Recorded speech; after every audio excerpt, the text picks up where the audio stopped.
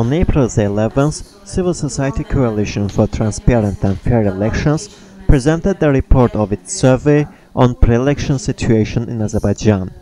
The presentation was held at the International Press Center.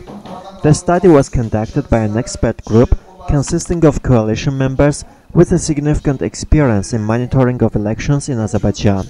According to the coordinator of the coalition, Arzu Abdullaeva, through this report the coalition wants to bring their contribution to the establishment of democratic environment in the election year.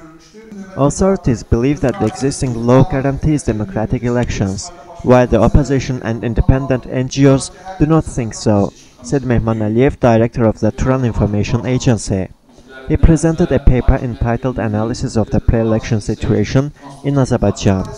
The authors of the analytical report concluded that, to ensure fair and free elections, the following conditions would be required: the political will of the authorities to undertake the necessary measures to ensure democratic elections, an independent and neutral body to manage and conduct elections, electoral law must meet international standards and democratic principles, law on freedom of assembly must guarantee and ensure human rights and freedoms, media law must guarantee freedom to receive and disseminate information, law regarding NGOs must provide for freedom of public control, monitoring of elections, law on political parties must provide them with equal rights and opportunities.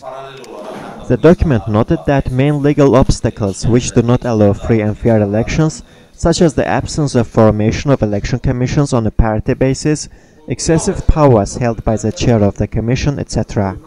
Particular reforms would include reducing the election term from 120 days to 60 days, the period for nomination from 70 days to 37 days, election campaign term from 59 days to 22 days. The coalition has concluded that the Azerbaijani government has to review current legislation and bring it in line with international laws.